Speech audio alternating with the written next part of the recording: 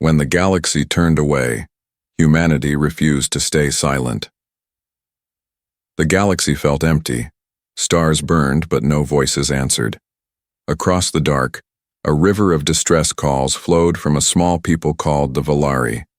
Their moons were ash, their cities were torn open.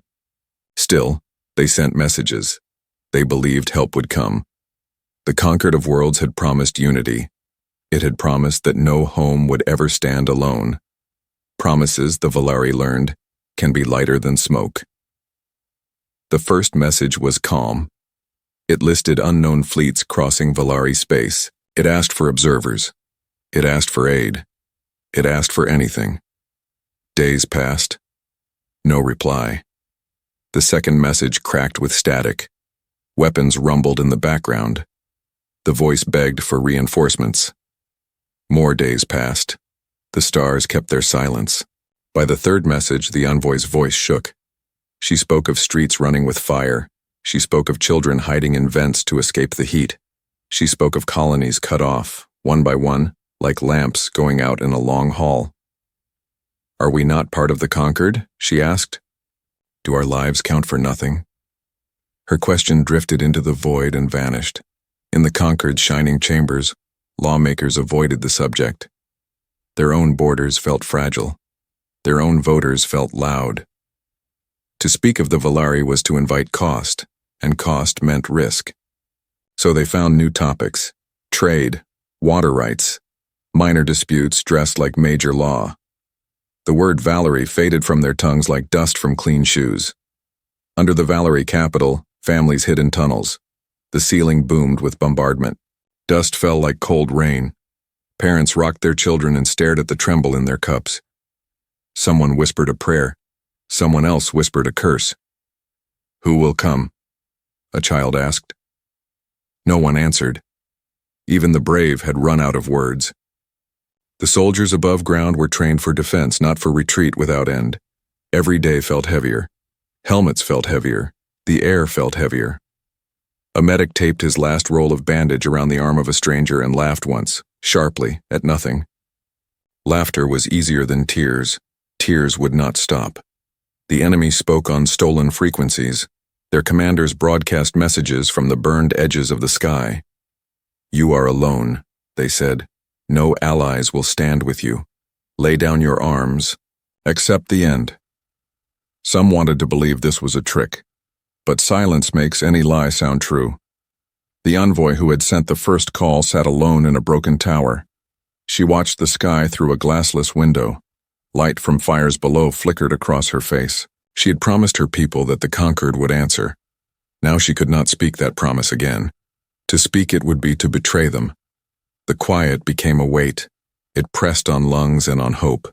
It pressed until even faith bent under it. The galaxy had not ended with a final blast. It had ended with abandonment. Then, one night, a thread of sound slipped through the static, so faint that engineers almost erased it as noise. It pulsed, it repeated. It did not match Concord codes. It did not match the enemy. It was rough, it was simple, it was clear. "We heard you." The engineers froze. They strengthened the signal and listened again. The voice was not smooth.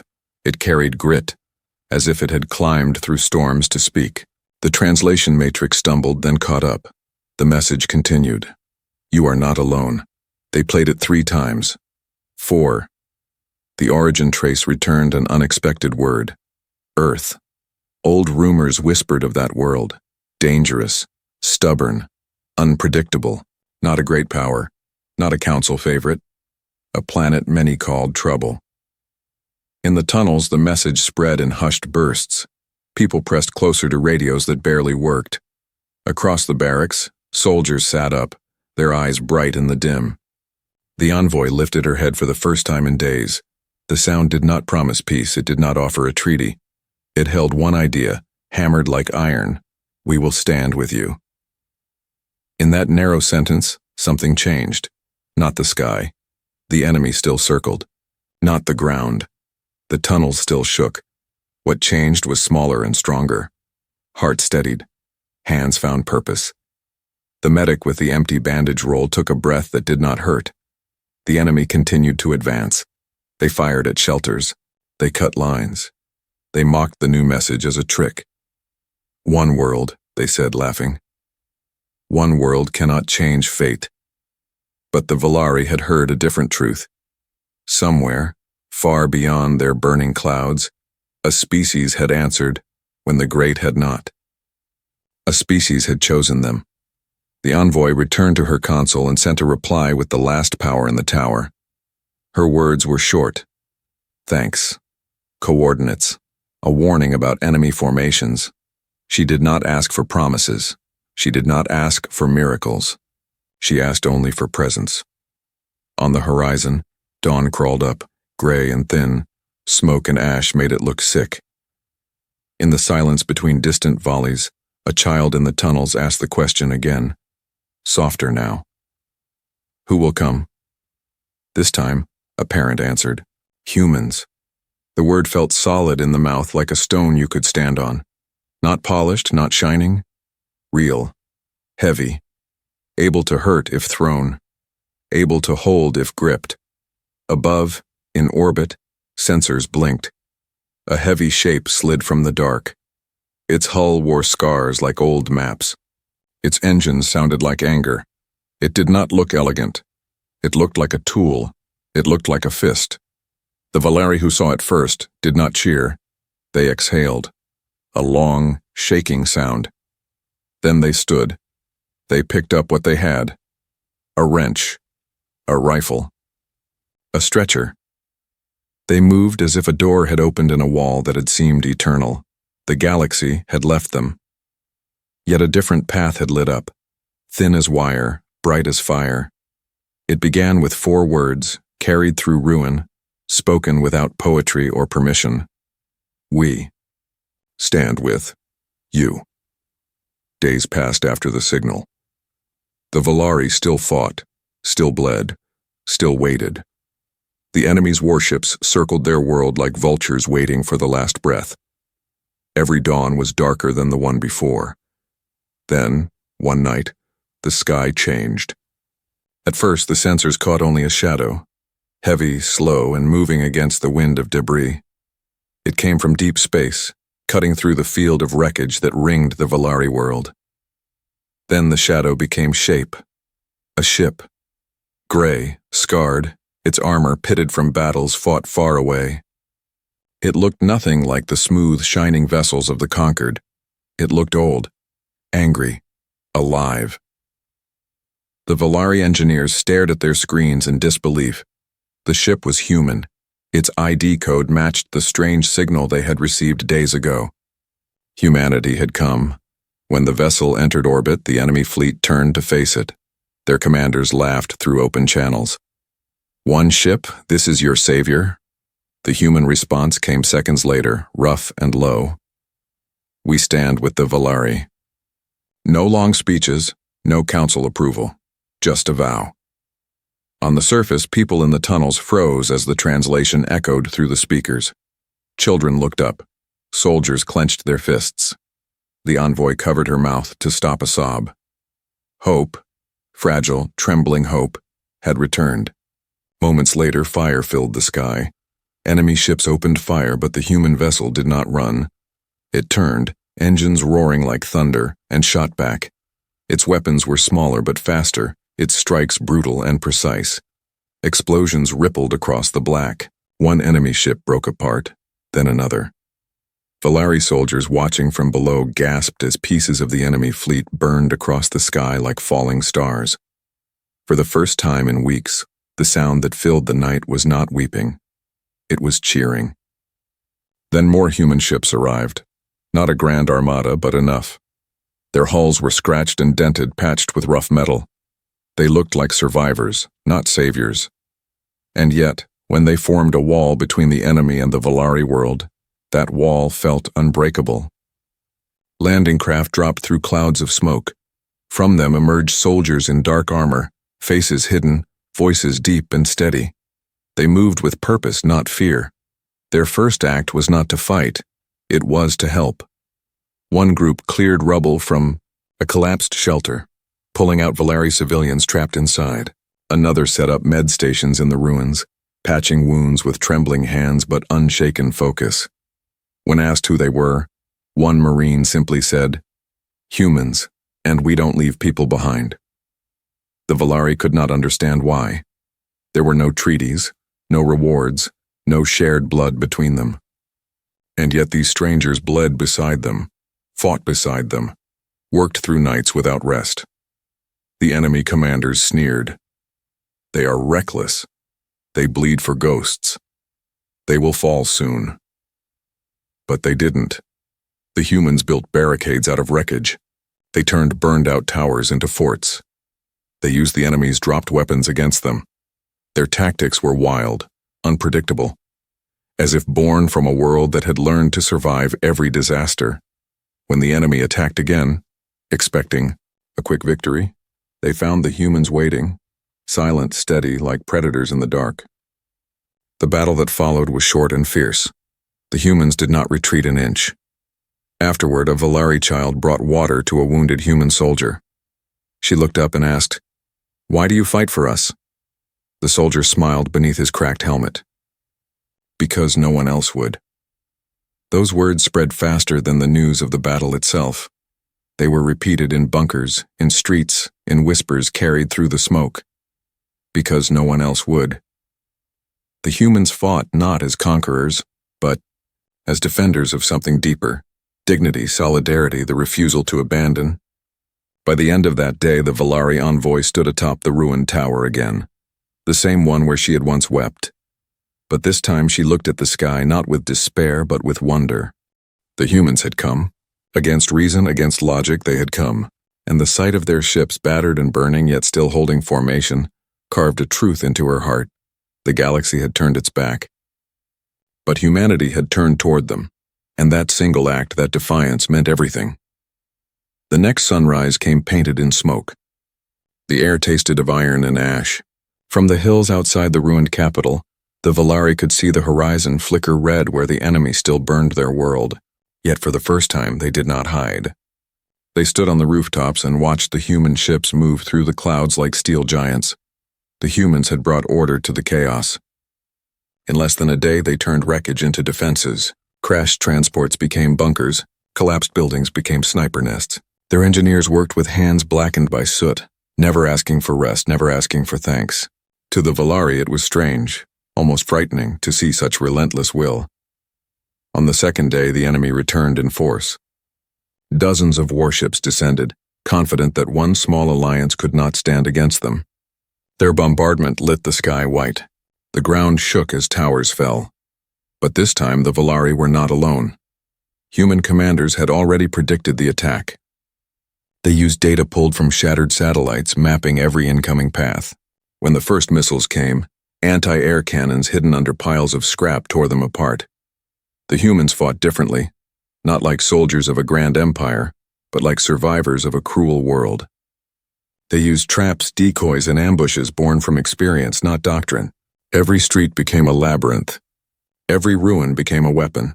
The Valari learned quickly. Farmers who had never fired a rifle learned to shoot beside human marines. Miners used their knowledge of tunnels to move under the battlefield, striking from below. Children carried water and ammunition through the broken alleys, guided by soldiers who never spoke softly but always protected fiercely. A human medic saved a Valari elder by using a shard of metal as a surgical tool. A Valari engineer built a shield generator from wrecked drone parts to protect a group of human fighters. In those moments, they stopped being two species. They became one will. The enemy soon noticed this change. Their commanders shouted across open channels, mocking the alliance. "You fight with primitives. You die with them." The reply came from the human flagship. "Better to die together than live as cowards." The enemy answered with rage. They sent waves of fire, tanks, and troops, but still the humans and Valari held the line. Smoke turned the day to night, and through that darkness came voices shouting orders, laughter, pain, and defiance. Hours later, silence fell again. The attack had failed. The humans had lost many, but they still stood.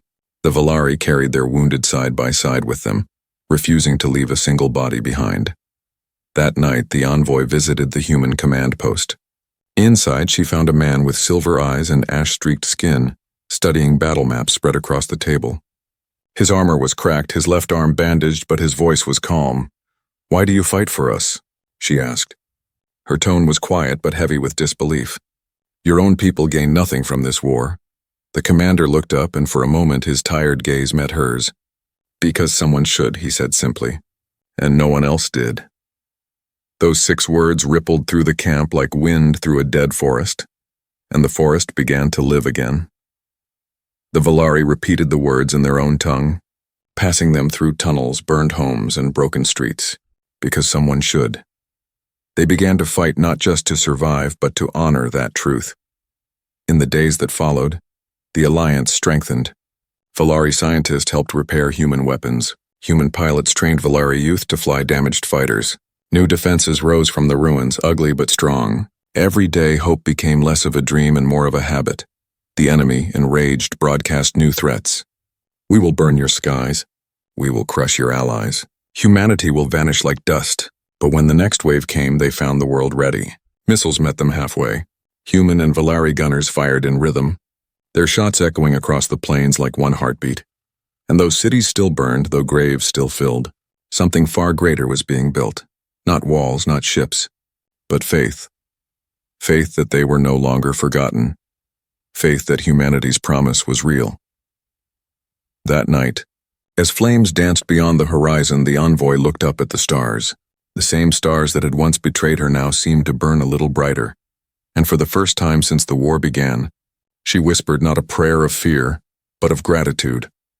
Because the galaxy had stayed silent, but humanity had answered.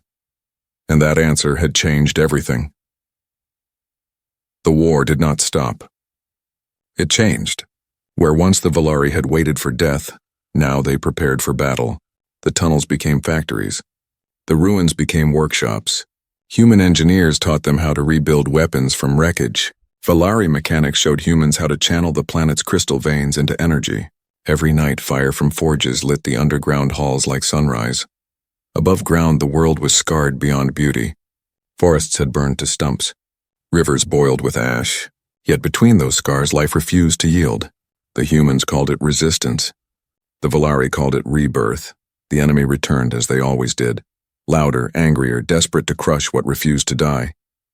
Their fleets blotted out the stars. Their generals promised to end the alliance in a single strike. But the humans had already turned survival into strategy. They didn't fight fair. They fought smart. Old satellites were rigged with explosives. Asteroids were drawn into orbit and loaded with mines. The Valari knew every canyon and cavern of their world. The humans knew how to turn those canyons into death traps. Together they built something neither could have created alone: chaos. When the enemy descended, they met not soldiers, but ghosts. Every street they entered exploded behind them. Every signal they traced led to nothing. Every victory cost them more than it gained. In the heart of the city, a single human marine held the line after his squad fell. He fought alone, buying time for civilians to escape. His armor burned. His pulse faltered. When the last enemy soldier aimed a rifle at him, a Valari farmer, barefoot, terrified, appeared from the smoke and struck the soldier down with a hammer. Together they fell to the ground, breathing the same dust, and for a moment, no one knew who had saved whom. That story spread through the camps like wildfire, a story of 2 warriors, one from earth, one from the ashes, bound not by rank or race, but by choice. The envoy watched the change grow. She saw her people, once broken, now standing beside humans as equals. When the first human ship had arrived, the Valari had seen them as saviors. Now they fought with them as brothers. In the command post, the silver-eyed commander stood over the hollow map, his voice low but certain. "They think strength comes from numbers," he said.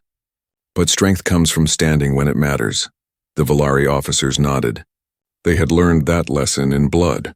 Outside, storm clouds rolled over the ruined plains. The air shook with the thunder of engines. The enemy's largest armada had arrived. Every soldier knew what that meant: the final assault. Valari civilians hid deep underground. Human medics prepared bandages from their last rolls of cloth. Ammunition was counted in whispers. There would be no reinforcements. There would be no retreat. Still, no one ran. The envoy walked among them, her coat torn, her face smeared with soot. "The Council abandoned us," she said to the gathered defenders. "The enemy calls us weak. But humanity saw us. They bled with us. And tonight we show the galaxy what that means." Cheers rose, not of pride, but of defiance. It was not about winning anymore. It was about proving they could stand. When darkness fell, the enemy struck. Fire poured from the sky like rain. The ground cracked open. The air screamed with missiles, and yet the defenses held. Human artillery fired from cliffs disguised as rubble. Valerie bombers, rebuilt from scrap, dove into enemy formations. For every fighter shot down, 2 more rose from the wreckage. Then the commander's voice echoed through every communicator. "No one fights alone. No one dies alone." Those words became the heartbeat of the battle. On the front lines, humans and Valari fought shoulder to shoulder. When one fell, the other carried them. When one screamed, the other answered. The war had become more than survival. It had become unity. Hours later, when the dust began to settle, the horizon burned crimson. Thousands were gone, but the Alliance still stood. In the quiet that followed, the envoy looked up at the night sky.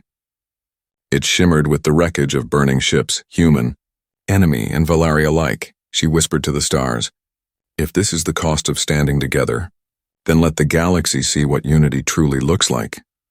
And far above, in the shadow of the human flagship, the commander stood on the bridge, blood staining his armor, voice hoarse but steady. "We hold the line," he said, "even if it breaks us." The crew saluted in silence. The stars outside blinked like distant witnesses, and the war, for the first time, felt like more than defense. It felt like destiny. The days that followed were painted in red and smoke. The sun barely broke through the haze, and when it did, it rose over a world that refused to die. Every dawn, the Valari and the humans woke to the same truth. The enemy would come again. And yet they stood ready. What began as desperation had become rhythm. Each sunrise brought battle. Each sunset brought the counting of the fallen. Between them there was no fear left, only purpose. Inside the war-scarred command post, maps glowed faintly on cracked screens. The human commander stood over them, his armor dented and his voice rough from days without sleep. Around him were Valari officers, their hands trembling not from fear but exhaustion. "They think they've seen all we can do," the commander said quietly. "They haven't seen what happens when humans stop hoping and start fighting." Outside, thunder rolled from the enemy fleet gathering in orbit. Their largest armada yet. Entire continents darkened under their shadow. The enemy's broadcast filled the airwaves once more. "Your resistance is meaningless. Your allies are doomed. Surrender and we will spare your children," the humans replied with silence. Then came a single transmission from the surface, carried on all frequencies. "Come and take it." That message spread like wildfire. Across the trenches, across the broken cities, across the tunnels. Every Valari soldier whispered it under their breath before picking up their weapon. When the attack began, it was worse than anyone imagined. The sky itself burned. The enemy's bombardment tore through mountains. Seas boiled. The ground shook until even the bunkers cracked. Yet in the chaos, humanity and Valari fought side by side like one heartbeat of fury. Human Marines, their armor scorched, fired until their rifles melted. Valari sharpshooters, guided by human spotters, struck enemy officers through clouds of ash. Engineers, half human, half Valari, triggered traps that buried entire armored columns under the ruins. The enemy had expected fear. Instead, they found madness, the kind born from conviction. In one ruined district, an entire human squad was pinned down by advancing tanks. Their commander ordered a retreat, but a young Valari mechanic refused. She ran into the open, clutching a homemade explosive no larger than her chest. She dove beneath the lead tank and the explosion shattered the entire line. Her name became a whisper of honor on every soldier's tongue. The humans didn't mourn her as a casualty. They saluted her as one of their own. Hours later, when the first assault failed, the enemy regrouped. They came again, stronger, angrier. The sky turned black with dropships. But the defenders did not break. They adapted, improvised, and fought harder. Humanity's spirit had become a contagion, one that no weapon could kill. In the tunnels, civilians helped reload weapons. Children carried messages through smoke-choked corridors. Even the wounded refused evacuation, saying, "We can still help." The envoy moved among them, her voice steady, her eyes aflame. "The council left us," she said, "but the humans stayed. They bleed beside us, so we will bleed beside them." And they did. The battle stretched into days that bled into nights. Every explosion shook the crust of the world, but not the resolve of those defending it. Then, amid the chaos, a signal crackled through the command lines. It was faint, breaking through static, a scout ship from the edge of the system. "Commander," the voice said, "they're bringing something new. Something massive." The human commander stared at the data. The enemy's flagship, larger than cities, armed with weapons that could tear a planet apart, was descending. Around him, silence fell. The soldiers already knew what that meant. The final test. The end or something beyond it. The commander placed his helmet on the table and looked around the room at Valerie and humans alike. "Listen," he said.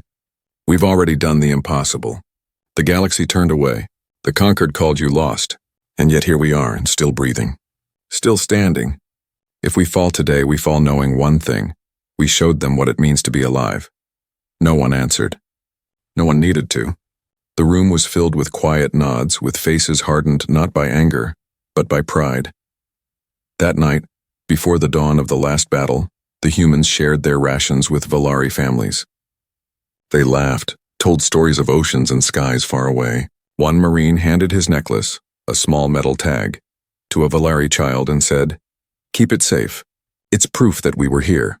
The child asked, "Will you come back for it?" The Marine smiled, tired but fearless. "Maybe not me, but someone will." Outside, the enemy flagship broke through the clouds, blotting out the stars. Its lights glowed like the eyes of a god come to erase creation. The humans looked up. The Valari followed their gaze. None moved.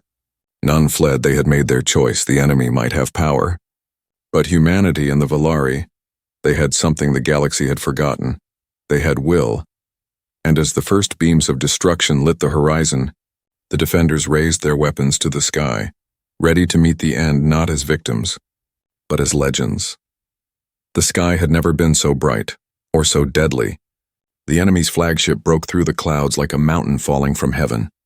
Its hull shimmered with the power of entire suns, its cannons glowing red with charging plasma. Even the wind seemed to tremble beneath its descent. For every soldier on the ground, it felt like staring into the mouth of extinction. But no one ran. The human commander stood atop the battered fortress wall, his armor cracked, his rifle burned to black. Below him, the Valari trenches burned with blue light as makeshift shields flickered on and off. He could see the fear in their eyes, and the fire right behind it. "Hold the line," he said quietly into his radio. "No matter what happens, hold the line." The words carried across every channel, across every heartbeat. And then the world exploded. The enemy opened fire. Entire city blocks vanished in seconds. Craters swallowed defenses. Air turned to flame. The noise was beyond hearing. It was a sound that shook bones, that turned thought into static. But through that chaos, something else rose. The sound of human engines. From the mountains came the roar of ships taking flight. Not grand warships, not perfect fleets, but patched-together destroyers, rebuilt carriers, and rusting fighters that should not have been able to fly. Yet they did. The humans had spent their final nights welding and wiring, turning debris into weapons. The sky turned into a storm. Valari pilots joined them, guiding human fighters through narrow canyons where the flagship's weapons could not lock on. Together, they struck like hornets against a giant. Every hit was small, every strike a scratch, but every scratch mattered. On the ground, human Marines fought like a wall of flame. When the enemy broke through the outer defenses, they met traps built from scrap metal and molten glass. Valari fighters lured tanks into kill zones. Hidden charges turned ambushes into infernos. For every soldier that fell, 2 more took their place. And still, the enemy came. Inside the human command ship, alarms screamed. "Shields failing," an officer shouted. "Engines at 12%. The commander stared at the massive flagship hanging above the planet. It was unstoppable, unless someone stopped it. He closed his eyes for one long second, then gave his order. "All ships," he said, his voice steady. "Form on me. We take it down, here now." The fleet moved from orbit.